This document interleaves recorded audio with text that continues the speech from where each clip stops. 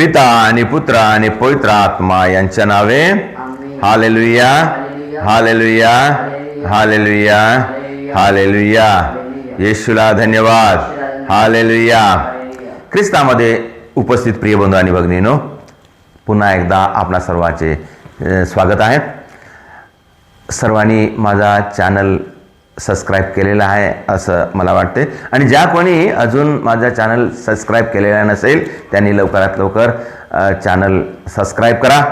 चांगले चांगले व्हिडिओ तुमच्यापर्यंत पोहोचण्यासाठी, देवाचा संदेश, प्रभूचे वचन आमच्यापर्यंत येण्यासाठी, आणि चांगली चांगली गोष्ट, प्रभूचा संदेश आम्हाला मिळण्यासाठी हा चॅनल तुम्हाला नक्की मदत करेल. आपण प्रार्थना करूया आणि प्रभूच्या वचनामध्ये वाढण्यासाठी मी प्रयत्न करूया. प्रियजनो, आज आपण पाहणार आहोत अध्यात्म्याची वाढ. अध्यात्म म्हणजे काय प्रिय बंधू आणि भगिनींनो? अध्यात्म म्हणजे आत्मिक शक्ती, आध्यात्मिक शक्ती, धार्मिक शक्ती, आत्मीय शक्ती. प्रियजनो, जेव्हा आम्ही आत्मीय शक्ती आमची वाढते तेव्हा आम्ही आत्म्यामध्ये बळकट होतो. आत्मीय शक्ती, विश्वास आणि आत्मीय शक्तीद्वारे आमच्या आत्म्याची वाढ होते. आम्ही प्रार्थनेमध्ये मजबूत होतो, आम्ही देवाशी जुडतो आणि देवाच्या कार्यामध्ये आमचं मन लागते आणि आम्ही देवाविषयी चिंतन करतो. त्याला म्हणतात आध्यात्मिक वाढ, आणि त्याच्यामध्ये आम्ही चिंतन करतो आणि देवाचा आशीर्वाद आमच्यावर येते. आणि त्याचप्रमाणे आम्ही शारीरिक वाढ करण्यासाठी आपण काय करतो?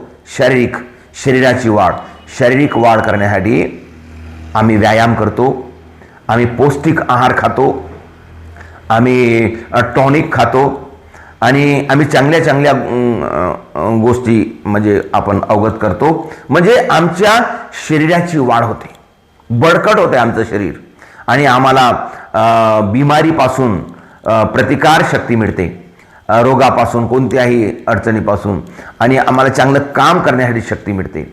म्हणजे जेव्हा आमच्या शरीराची वाढ झाली तेव्हा. तर त्याचप्रमाणे शरीराची वाढ अन्नाने, टॉनिकने, व्यायामाने होते. आत्म्याची वाढ, आध्यात्मिक वाढ, धार्मिक वाढ, आत्म्याची शक्ती प्रार्थनेने, विश्वासाने, प्रभूच्या वचनाने वाढते. आणि याच्यामध्ये फरक काय आहे प्रिय बंधू आणि भगिनींनो? आम्हाला कधी आम्ही शारीरिक दृष्ट्या आपण विचार केला तर आम्ही जो शरीराने धष्टपुष्ट आहोत, आम्हाला लवकर बिमारी येत नाही. कोणतंही काम आम्हाला करायला अवगत आहे. आम्ही चांगल्या कामामध्ये आम्ही आपले शरीर राबवतो आणि मग आम्हाला कमाई करता येते किंवा आम्ही तंदुरुस्त राहतो. परंतु जेव्हा त्याचप्रमाणे आम्ही आध्यात्मिक गोष्टीकडे लक्ष दिले तर आमचा आत्मा जेव्हा कमजोर असते तेव्हा आम्हाला काय होते? शैतान लवकर आमच्यावर अटॅक करते. शैतानी गोष्टी आध्यात्मिक जीवनामध्ये जो कमजोर आहे तो, त्याला काय होते माहीत आहे? भीती वाढते. कोणाकोणाला भीती वाटते? अंधाराची भीती, किंवा काहीतरी वस्तूची भीती, किंवा सापाची लवकर भीती, किंवा नाहीतर काहीतरी आवाज आला तर भीती, किंवा नाहीतर त्याला कोणती गोष्ट सांगली त्याची भीती, समजा कोणी मरण पावलं त्याची भीती, मृत शरीर पाहायला त्याची भीती, त्याला मृत संस्कारामध्ये जायला भीती, स्वप्नामध्ये लवकर शैतान येते, काहीतरी आवाज येते. हे काय आहे? कशाचे लक्षण आहे? हे आध्यात्मिक शक्ती कमी असल्याचे लक्षण आहेत. आमची आध्यात्मिक शक्ती आम्ही वाढवलं पाहिजे. एक मी नेहमी उदाहरण सांगतो लोकांना. समजा 2 मुलं आहेत, त्याच्यापैकी एक चांगला तंदुरुस्त आहे, धट्टाकट्टा आहे, त्याला कधी लवकर बिमार होत नाही. काही खाल्लं तरी त्याच्यावर असर होत नाही. थंड खाल्लं तरी, गरम खाल्लं तरी त्याला असर होत नाही. तो पावसात गेला तरी, त्याला भिजला तरी त्याला काही होत नाही. थंड्या पाण्याने आंघोळ केलं तरी त्याला काही होत नाही. किंवा नाहीतर काही खाऊन घेतलं कमी जास्त तरी त्याला लवकर हजम होते. आणि पुन्हा काही त्याला शरीराला लवकर म्हणजे थकाव येत नाही. अशा प्रकारचं त्याचं तंदुरुस्त शरीर आहे. परंतु एक असा आहे त्याच्यापैकी, त्याला थंड पाणी पिलं तरी बिमार, तो पावसात गेला तरी बिमार, थोडं ऊन लागलं तरी बिमार, किंवा काही कोणत्या प्रकारचं काही खाल्लं तरी त्याचं पचन होत नाही, किंवा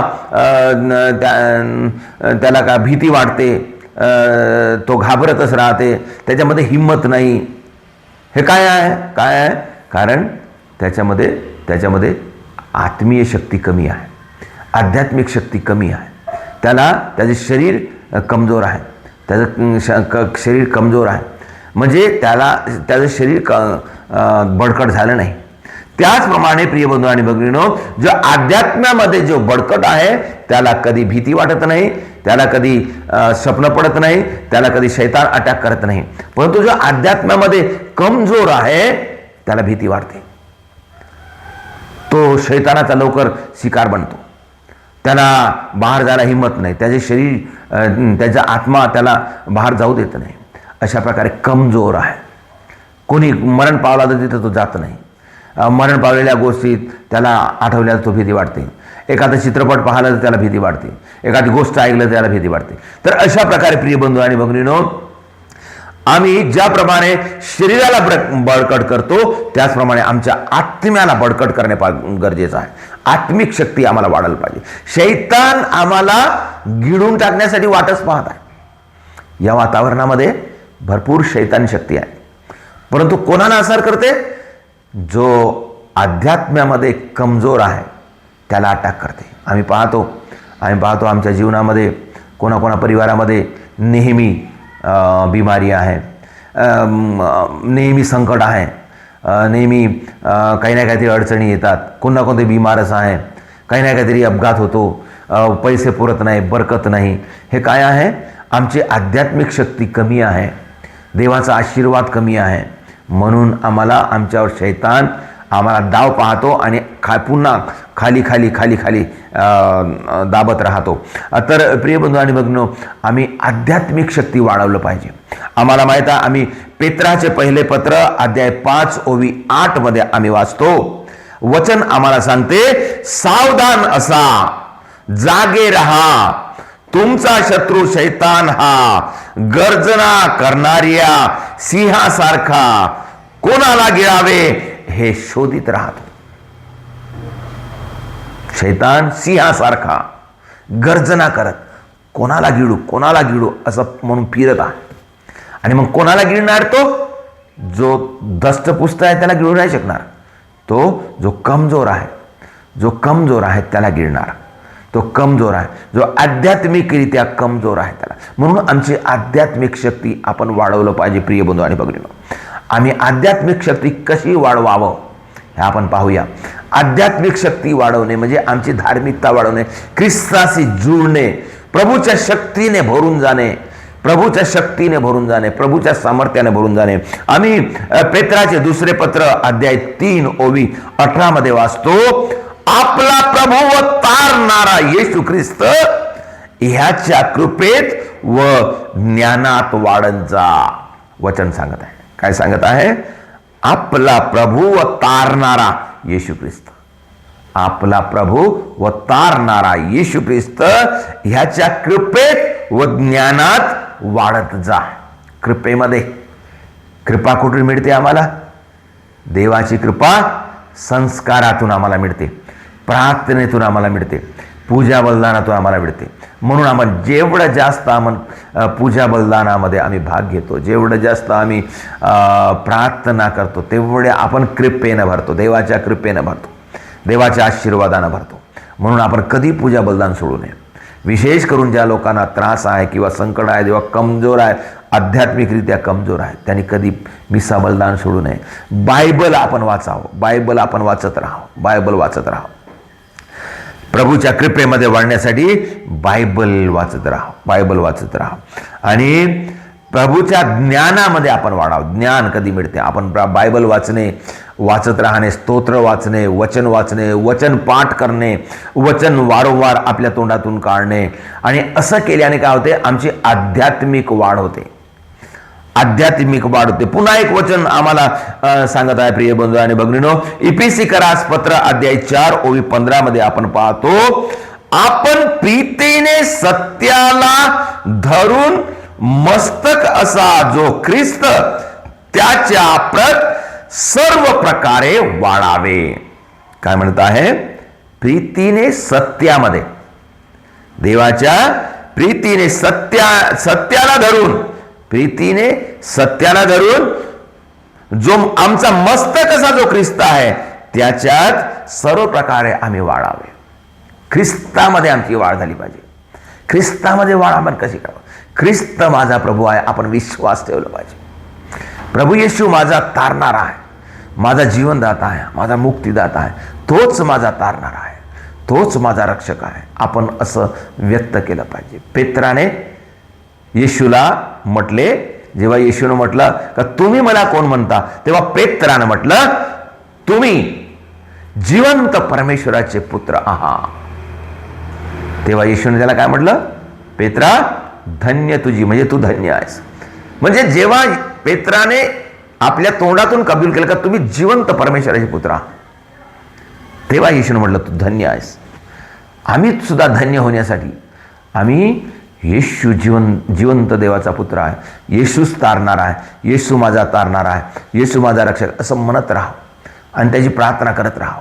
असं म्हणत राहिल्याने, प्रार्थना करत राहिल्याने आमच्या तोंडातून देवाचे, आम्ही काय करतो, पुष्कळ दिवसातून कितीतरी शब्द आमच्या तोंडातून पडतात. काय काय पडतात?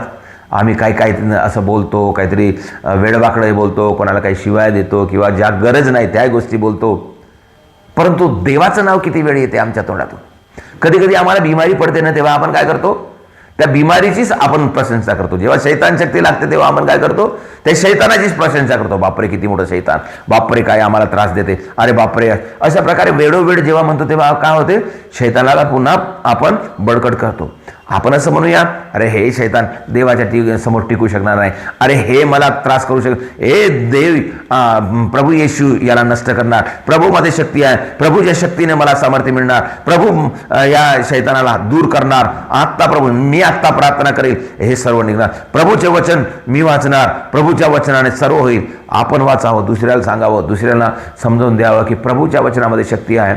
आम्हाला त्रास होत असला तरी आपण त्या त्रासाकडे लक्ष न देता आपण प्रभूकडे लक्ष द्यावं आणि मग तेव्हा आम्ही त्याच्यातून आम्हाला विजय मिळते.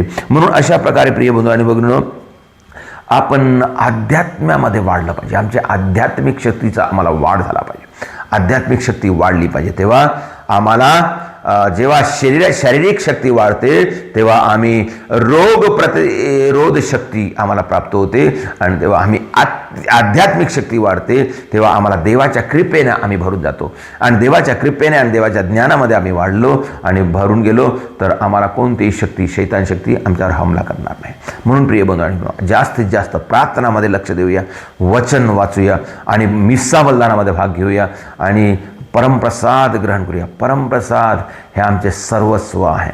परमप्रसादामध्ये आम्हाला सर्व काय मिळते. आम्ही काहीही कितीही नष्ट झालं तरी आम्हाला काही होणार नाही, परंतु परमप्रसाद आमच्यापासून दूर राहू नये. कारण तो स्वर्गाचा राजा आहे, तो आध्यात्मिक जीवनाचा राजा आहे, तो आमच्या आध्यात्मिक जीवनाला बळकट देणार आहे. आणि म्हणून आपण विश्वास ठेवूया, विश्वासामध्ये वाढण्यासाठी आपण प्रयत्न करूया, प्रार्थना करूया.